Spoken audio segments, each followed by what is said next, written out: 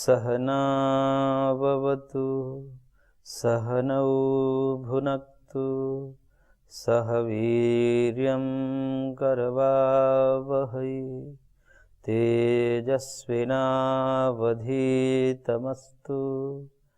मा विद्विषावहै। ओम शांति शांति शांति। ओम श्री परमात्मने नमः। सांख्य कारिका कक्षा में आप सभी का पुनः हार्दिक अभिनंदन है। सांख्य कारिका के हम प्रथम कारिका दुख त्रय अभिघाता जिज्ञासा तद अभिघात के हेतु दृष्टे सापार्था चेत नैकांता अत्यंततो भावा, इस प्रथम कारिका पर विचार किए थे, जिसके माध्यम से आचार्य ने कहा कि जो तीन प्रकार के दुख हैं, तीनों प्रकार के दुखों से प्रत्येक प्राणी संतप्त है, और यदि दुखों का संयोग हमारे जीवन में है तो उन दुखों का हटाने का प्रयत्न करना चाहिए, और यह जिज्ञासा करनी चाहिए, यह चिंतन करना चाहिए, विचार करना चाहिए कि ये दुख किस प्रकार से हट सकते हैं, किस साधन से हट सकते हैं, कौन सा अनुष्ठान करें जिससे ये दुख हट सके। ये करना ही चाहिए प्रत्येक व्यक्ति को।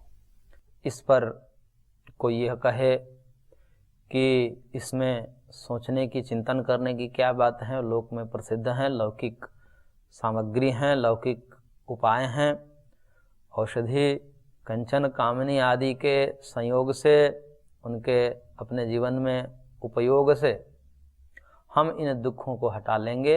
इसमें आपके एक नया शास्त्र जो तत्वज्ञान के रूप में आप कथन कर रहे हैं कि एक तत्वज्ञान है, सम्यक ज्ञान सांख्य है, कि उस तत्वज्ञान जिसमें प्रकृति पुरुष के अन्यथा ख्याति आगे बताएंगे, उन प्रकृति पुरुष के अन्यथा ख्याति रूप जो ज्ञान है, उस ज्ञान से ये समस्त दुख हट जाएंगे। ये सब कहने की आवश्यकता नहीं है। तब इसमें आचार्य ने कहा है कि दृष्टे सापार्था चेत, यदि कोई कहे कि दृष्टि उपाय से ही हम इन समस्त दुखों को हटा लेंगे, आपके तत्वज्ञान की आवश्यकता नहीं है, तो महर्षि ने कहा कि दो समस्याएं हैं। लौकिक उपायों से दुखों को मतलब तीनों प्रकार के दुखों को मिटाने में समस्या यह है कि इसमें निश्चितता नहीं है कि हट ही जाएंगे, इनका हम अनुष्ठान करेंगे, इनको अपने जीवन में धारण करेंगे तो ये हट ही जाएंगे, ऐसा 100% नहीं कहा जा सकता। यदि कोई ऐसा कह भी दे तो भी यह नहीं कहा जा सकता कि वो जो दुख हट गया अब कभी नहीं आएगा, सदा सर्वदा के लिए सारे दुखों का अत्यंत अभाव हो जाए, यानी कि वो कभी अब हमारे जीवन में न आए, ऐसा नहीं हो सकता। इसलिए दो समस्याएं हैं। लौकिक उपायों से, औषधि कंचन कामनी आदि के उपयोग से यदि हम दुखों को हटाएं तो निश्चितता नहीं है, और निश्चितता भी यदि है तो फिर नित्यता नहीं है। तीनों कालों में दुख हट जाए, सदा सर्वदा के लिए वह जीवन में कभी आए ही नहीं, ऐसा नहीं कहा जा सकता। इस कारण से महर्षि ने कहा कि लौकिक जो उपाय हैं वह उपाय तीनों प्रकार के दुखों से सदा सर्वदा के लिए हटाने में साधन नहीं बन सकते, वो समर्थ नहीं है। तात्कालिक रूप से तो हटा सकते हैं, कुछ देर के लिए, कुछ महीनों के लिए, कुछ वर्षों के लिए, कुछ दिनों के लिए तो हम इनका प्रयोग करके दुखों से बच सकते हैं, लेकिन सदा सर्वदा के लिए इन दुखों से बचा नहीं जा सकता। और जो कुछ गंभीर दुख हैं, गंभीर समस्याएं हैं इस जीवन की, जरा, मृत्यु, इनका कैसे होगा, इनको कैसे हटाएगा? कोई भी व्यक्ति लौकिक उपाय से क्या जरा को हटा सकता है? बुढ़ापा को हटा सकता है? नहीं हटा सकता। मृत्यु को हटा सकता है? नहीं हटा सकता, सब मरेंगे। तो फिर इन लौकिक उपाय, लौकिक साधनों की निस्सारता सिद्ध हो जाती है कि ये उस प्रकार से सार्थक नहीं है, समर्थ नहीं है कि ये तीनों दुखों को तीनों कालों में सदा सर्वदा के लिए हटा दें निश्चित रूप से। ये नहीं कहा जा सकता। इसलिए जब नहीं कहा जा सकता तो तत्वज्ञान की बात सार्थक हो जाती है कि भाई लौकिक उपाय से यदि कोई सोच रहा है अपने समस्त दुखों को हटाने का, वो नहीं हट सकते हैं। तात्कालिक रूप से तो हट सकते हैं, लेकिन क्या हम तात्कालिक उपचार करना चाहते हैं? कोई भी व्यक्ति दुखों का तात्कालिक उपचार नहीं करना चाहता है, परमानेंट इलाज चाहता है, सदा सर्वदा के लिए हट जाए, यही इलाज चाहता है। और इलाज की विधि भी यही है, इलाज का स्वरूप ही यही है कि सदा सर्वदा के लिए हट जाए, नहीं कुछ दिनों के लिए, जैसे एलोपैथी में होता है, कुछ देरों के लिए हटा देते हैं फिर आ जाते हैं दुख। वो कोई इलाज नहीं है, उसकी अपेक्षा आयुर्वेद में परमानेंट है। तो उस प्रकार से जो इलाज तो वो है कि जो परमानेंट है, सदा सर्वदा के लिए कभी ना होवे, वही इलाज है। तो आध्यात्मिक दृष्टिकोण से तत्व ज्ञान के अतिरिक्त और कोई उपाय नहीं है जिसके माध्यम से सदा सर्वदा के लिए इन दुखों को हटाया जा सके। इसलिए आचार्य ने कहा कि पंचविंशति तत्वज्ञो यत्र तत्राश्रमे वसेत जटी मुंडी सिखी वापी मुच्यते नात्र संशय। कि ये जो पंचविंशति तत्वज्ञ जो हो गया, आगे बताएंगे 25 तत्वों का जिसको ज्ञान हो गया ठीक ठीक, वह चाहे कहीं भी हो, किसी आश्रम में हो, चाहे जटी हो यानी कि वानप्रस्थी हो, मुंडी हो, सन्यासी हो, अथवा सिखी ब्रह्मचारी हो, किसी भी आश्रम में हो, मुच्यते नात्र संशय, वह मुक्त हो जाता है, इसमें कोई संशय नहीं है।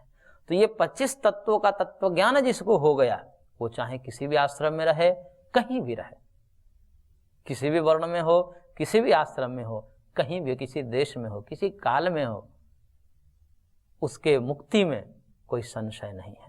यानी कि ये जो 25 तत्वों का तत्व ज्ञान है, वह दुख को सदा सर्वदा के लिए निरस्त कर देता है, यहां तक कि जरा, व्याधि और यह मृत्यु को भी हटा देता है। इसलिए दृष्ट उपायों की अपेक्षा ये जो अदृष्ट उपाय हैं, यानी कि तत्व ज्ञान रूपी जो उपाय महर्षि कथन करने जा रहे हैं, वही सार्थक है।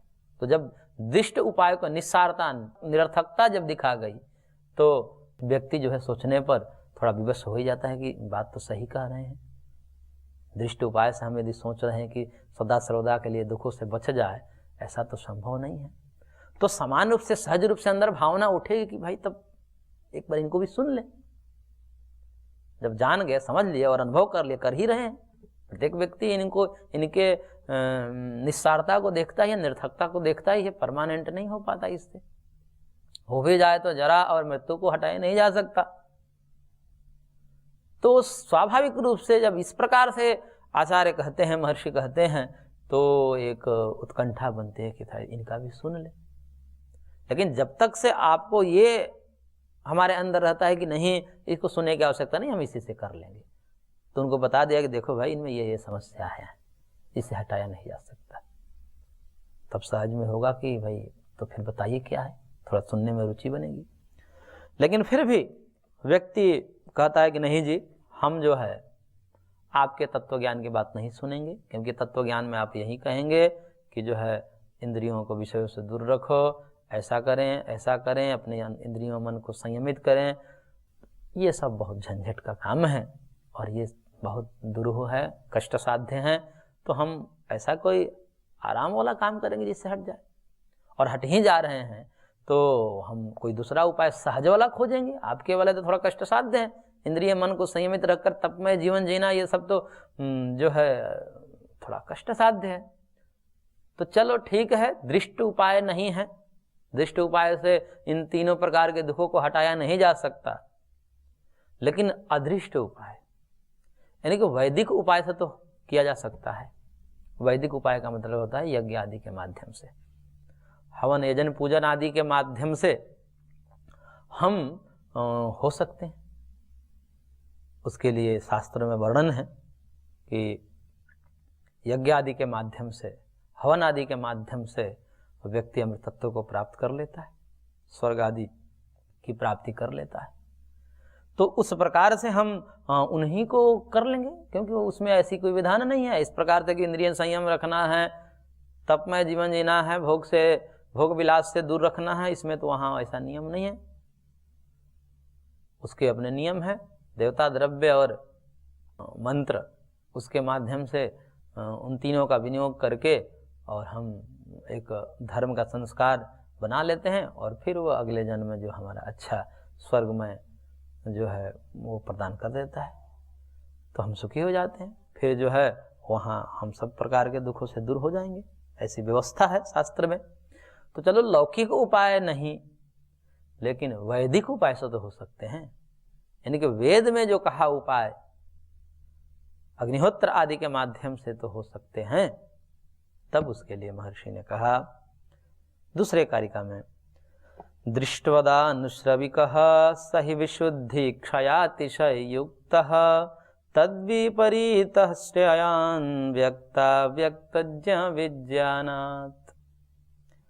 कह रहे हैं कि दृष्टवद अनुश्रविकः, अनुश्रयते इति अनुश्रविकः वेदः, जो पीछे से सुना जाता है, आचार्य पहले बोलता है और पीछे से शिष्य उसको सुन करके याद करता है, इसलिए वेद को अनुश्रव बोलते हैं।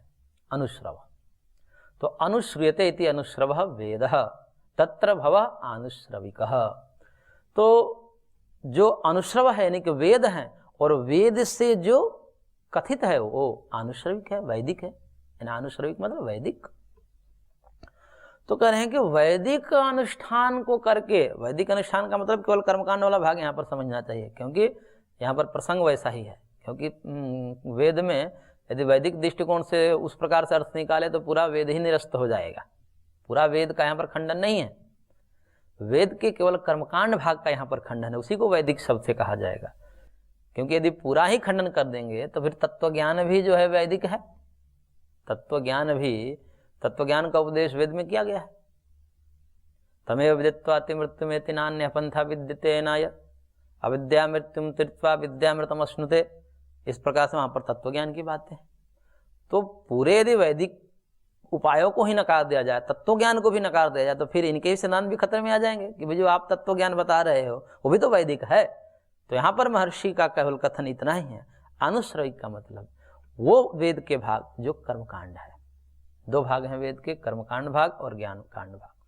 तो ज्ञान कांड और कर्मकांड दो भाग हैं। तो यहाँ पर अनुश्रविक से केवल कर्मकांड को लिया गया है कि कर्मकांड आदि के माध्यम से ये कहा गया है कि स्वर्ग आदि की प्राप्ति होती है और अमृतत्व की प्राप्ति हो जाती है। क्योंकि ऋग्वेद में भी मंत्र आते हैं, अपाम सोमम अमृता अभूम, कि देवताओं ने एक बार चिंतन किया कि भाई हम कैसे अमृतत्व को प्राप्त किए, हम किस प्रकार से ये शरीर को प्राप्त किए जो कि एक विलक्षण है, जहाँ पर कोई व्याधि नहीं होती, जहाँ पर किसी प्रकार कोई कष्ट नहीं होता मनुष्य की अपेक्षा से। तो उन्होंने कहा कि हमने अपाम सोमम अमृताभूम, सोम का पान किया है। सोम याग एक होते हैं और उस सोम याग में जो है सोम रस का पान किया जाता है। सोम रस की लता से, और उसकी जो है सोम रस से लता से रस निकलता है, उसकी आहुति पड़ती है, उसमें कुछ विधान होते हैं। उसके माध्यम से जो यजन किया है, याग किया है, वह देव शरीर को प्राप्त होता है। और देव शरीर को प्राप्त होने के बाद फिर किसी प्रकार की कोई न व्याधि है न कोई इस प्रकार के दुख हैं जैसे मनुष्य को होते हैं। तो कह रहे हैं कि यहाँ पर भी श्रुति कहती है अपाम सोमम अमृताभूम, कि सोम रस आदि के माध्यम से जो याग किए जाते हैं उन याग को करके अमृतत्व को व्यक्ति प्राप्त कर लेता है। तो ये सरल है, तत्व ज्ञान की अपेक्षा तो सरल है, क्योंकि तत्व ज्ञान में तो बड़ा झंझट है। इसमें तो कुछ उस प्रकार के कष्ट साध्य नियम नहीं है, और ये भी इसके समय है, क्योंकि तत्व ज्ञान वाला में तो आजीवन करना पड़ता है, आमरण करना पड़ता है, जब तक मृत्यु न हो जाए तब तक अनुष्ठान करना पड़ता है। और याग आदि के माध्यम से जो फल प्राप्त होते हैं तो सीमित काल के लिए होते हैं, सीमित समय में हो जाते हैं। उनके निश्चित है कि भाई ये याग इतने दिन का होता है, ये सत्र है, ये अहीन है, इस प्रकार के 12 दिन का है या 12 से ज़्यादा संवत्सर पर्यंत चलने वाले हैं। इस प्रकार से सत्र अहीन आदि के भेद से मैक्सिमम उनके निर्धारित हैं दिन, समय, काल। तो सरल है कि पूरा जीवन ही अनुष्ठान करो फिर भी होवे ना होवे, ये तो समस्या है। तो जब श्रुति स्वयं कह रही है कि हो जाएगा, वैदिक उपायों से हो जाएगा, वैदिक उपायों से यानी कि यज्ञ आदि के अनुष्ठान के माध्यम से इन तीनों प्रकार के दुखों से हट करके व्यक्ति अमृता अभूम, अमृत तत्व को प्राप्त कर लेता है जो स्वयं देवताओं ने किया है, तो फिर हम यही करें। फिर आपके तत्व ज्ञान की हम बात क्यों करें? और ये सरल है, सीमित काल में इसका अनुष्ठान करना है, आजीवन करना ही नहीं है, आमरण करना ही नहीं है, तो सरल है। तो हम सरल देखेंगे ना कि आपके जैसा कष्ट साध्य थोड़े, और काम हो ही जाए। जब विकल्प है हमारे पास, यदि विकल्प है और दूसरा विकल्प सरल है, तो हम दूसरे का चयन करेंगे। जो कष्ट साध्य है उसमें भी होगा ना होगा ये बात की बात है, लेकिन जो सरल है, जो कह रहे हैं कि वही फल यदि दे रहा है, अमृतत्व, अमृतत्व ही तो प्राप्त करना है, जहां पर मृत्यु ही ना हो। और जब मृत्यु ही ना हो, मृत्यु कब नहीं होगा? जब जन्म नहीं होगा, क्योंकि जो जन्म लेता है उसकी मृत्यु होती है। तो जातस्ते ही ध्रुव मृत्यु ध्रुवम जन्म मृतस्य च, ये गीता का वचन है कि यदि मृत्यु हो रही है तो बिना जन्म हुए मृत्यु होगी ही नहीं। यानी कि मृत्यु हो रही है इसका मतलब जन्म हुआ है। तो जहां जन्म है वहां मृत्यु है, तो यानी कि मृत्यु को हटाना है तो फिर जन्म को हटाना पड़ेगा, क्योंकि मृत्यु जन्म से उत्पन्न होती है। मृत्यु कब उत्पन्न होती है? जब व्यक्ति जन्म लेता है तभी तो मृत्यु होगी। जन्म ही नहीं लेगा तो मृत्यु नहीं है। यानी कि कारण क्या है? जन्म ही कारण है मृत्यु का, जन्म ही कारण है मृत्यु का। तो कारण हटा दीजिए, जन्म को ही हटा दीजिए, मृत्यु भी नहीं हो। तो इस प्रकार से जब अमृतत्व की बात कह रही है श्रुति, वो सोमयाग आदि के माध्यम से कह रही है, तो सरल है, हम वही अनुष्ठान करेंगे, आपका नहीं करेंगे। यदि ऐसा कोई कहे तो उसके लिए ये कारिका कहा आचार्य ने कि दृष्टवद अनुश्रवी, कहा कि जैसे दृष्ट उपाय, लौकिक उपाय, औषधि, कंचन कामनी आदि के माध्यम से जो दुखों को हटाने के बाद जिस प्रकार से कही गई थी, हमने उसकी निस्सारता दिखाई थी, उसी प्रकार से आनुश्रविक यानी कि वैदिक कर्मकांड आदि को भी समझना चाहिए। यानी कि वो भी तीनों प्रकार के दुखों को सदा सर्वदा के लिए निवृत्त करे, उनमें भी सामर्थ्य नहीं है। क्यों नहीं है? तो कहने के देखिए इसमें 3 दोष हैं, क्यों नहीं कर सकता? तो कह रहे हैं कि सही अविशुद्धि क्षय अतिशय युक्त, 3 दोष हैं कर्मकांड में। अब यहां पर देखिए, ये जो बात कही जाती है कि अमुक आचार्य ने आकर के सर्वप्रथम वेदों में जो वैदिक कर्मकांड के नाम पर अहिंसा की बातें कही जाती हैं, ये फला व्यक्ति ने या फला आचार्य ने इसका सर्वप्रथम खंडन किया। सर्वप्रथम खंडन कौन किया? यहाँ पर स्वयं महर्षि कपिल के माध्यम से किया गया, जिसको हम कहते हैं कि पाखंड है, इसमें ढोंग है, पाखंड है, हिंसा है। उनका सर्वप्रथम विरोध यदि किसी ने किया है तो महर्षि कपिल ने किया है। और उन्होंने कहा कि जिस कर्मकांड के माध्यम से आप स्वर्ग जाने की बात कह रहे हैं, उस स्वर्ग का तो छोड़िए, आपको नरक ही मिलेगा। क्यों? क्योंकि सही अविशुद्धि, वह जो कर्मकांड है जो आप करते हो और जिससे यह वार्तालाप हो रही है, वह ऐसा कर्मकांडी है जो अपने कर्मकांड में हिंसा का समर्थन करता है, अपने कर्मकांड में हिंसा का समर्थन करता है और उसमें पशु बलि की बात करता है। उनके लिए महर्षि एकदम अपने प्रबल तर्कों के माध्यम से स्पष्ट रूप से कहते हैं, यह आपका जो यज्ञ है, यह आपका जो हवन है, कदापि स्वर्ग को नहीं दिला सकता, कदापि दुखों से मुक्ति नहीं दिला सकता सर्वथा रूप में। क्यों? क्योंकि अशुद्ध है, अविशुद्ध है, विशुद्ध नहीं है। हिंसा आदि का लेप है, आप हिंसा इसमें कर रहे हैं और कह रहे हैं कि हम स्वर्ग को प्राप्त कर लेंगे, समस्त प्रकार के दुखों से दूर हो जाएंगे। कैसे हो जाएंगे? हो ही नहीं सकता। आपको नरक में जाना ही है, दुख को भोगना ही है, क्योंकि आप हिंसा कर रहे हैं, यज्ञ में हिंसा कर रहे हैं। और उस हिंसा को वैदिक बता करके और कहा जाता है, उसके समर्थन में क्या क्या वचन कहे गए हैं शास्त्रकारों के माध्यम से। और इसमें शास्त्रकार में भी बहुत सारे दोष हैं, शास्त्रकार भी कह तो देते हैं और उसको मानने वाले मान भी लेते हैं, लेकिन आध्यात्मिक दृष्टिकोण से वास्तविक रूप से जब महर्षि उसका खंडन बोलते हैं, खंडन करते हैं, तो वो एक सही निर्देश देते हैं। क्योंकि महर्षि जो बोलते हैं उनमें न किसी प्रकार का राग है, न द्वेष है, न भ्रम है, न प्रमाद है, न विषाद है, न अवसाद है, कुछ भी नहीं है। इन भ्रम प्रमाद विप्रलिप्सा कर्णापाटवादी दोषों से सर्वथा विमुक्त महर्षि होते हैं। पक्षपात कोई नहीं रहता, कोई उनको किसी प्रकार से किसी से अपेक्षा नहीं रहती, निरपेक्ष रहते हैं, तब जाकर के सत्य का उद्घाटन कर पाते हैं। और महर्षि कह रहे हैं कि आप यज्ञ के माध्यम से, जिस यज्ञ में पशु बलि आदि के माध्यम का विधान करते हैं, और उस पशु बलि के माध्यम से यज्ञ करके और आप स्वर्ग की बातें करते हैं, इससे स्वर्ग सिद्ध होगा, इससे आपके समस्त प्रकार के दुखों को आत्यंतिक रूप से निवृत्ति हो पाएगी? कभी नहीं हो पाएगी, क्योंकि दोष है, दोष युक्त है। अब इसके समर्थन में बातें कही जाती हैं। लोगों ने भी खूब अपने तर्क गढ़ रखे हैं। जो हिंसावादी हैं, वेद के नाम पर हिंसा का समर्थन करते हैं, वो भी अपने अपने तर्क रच रखे हैं, जो कि सर्वथा भ्रांत है। और कहते हैं कि वैद की हिंसा हिंसा मां भवति, कि वेद में जो वैध हिंसा है वो तो हिंसा नहीं है, क्योंकि जब वेद कह दिया हिंसा की बात तो वो तो हिंसा नहीं है। जैसे किसी व्यक्ति को कह दिया जाए कि आप अमुक व्यक्ति को मार सकते हैं, आपका अधिकार है, तो अब उसको जो है जेल में नहीं डाला जाता, वो दोषी नहीं होता है। जैसे कहा जाता है कि क्षत्रियवादी को, जैसे पुलिस किसी को मार दे, आर्मी किसी को मार दे, तो कहने की वो हिंसा नहीं है, क्योंकि उसको जो है दंड नहीं दिया जाएगा, क्योंकि उसका अधिकार है। तो इसी प्रकार से कोई किसी यज्ञ विशेष में वेदों ने निर्धारित कर रखा है कि इसमें हिंसा आवश्यक है, तो वैध हो जाता है, और वैध होने से फिर उसमें हिंसा, वो हिंसा ना होकर के हिंसा होता है, मतलब करणीय होता है। ऐसा करके वो जो है तर्क अपना देते हैं।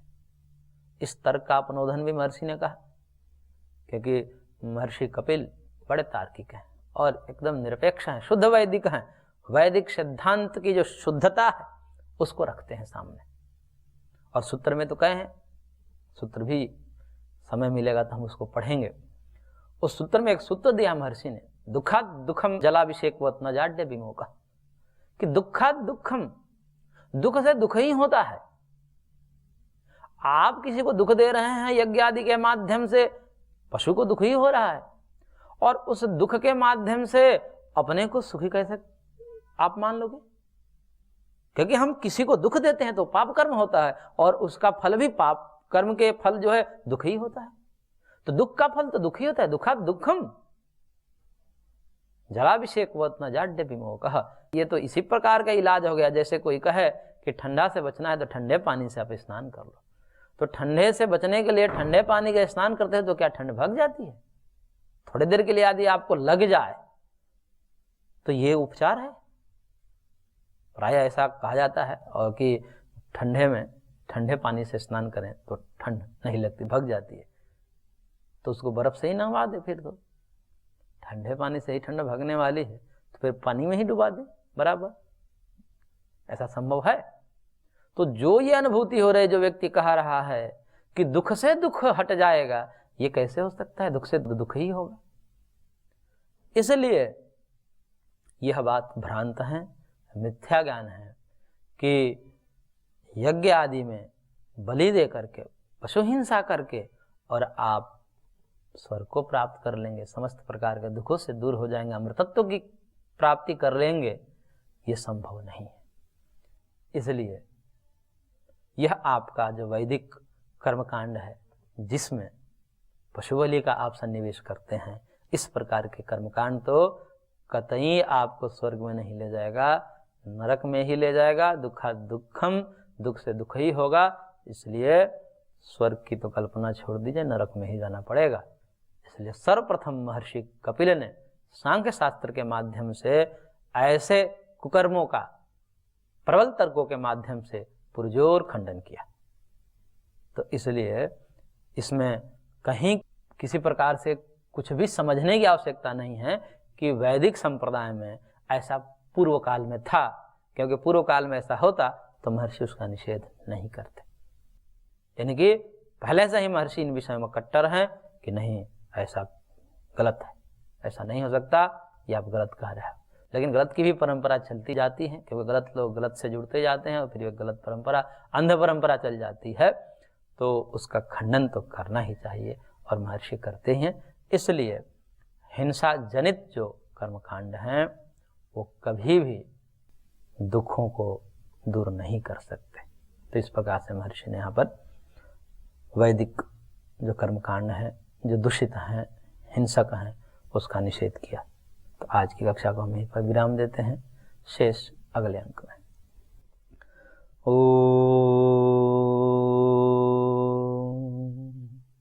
शांति शांति शांति।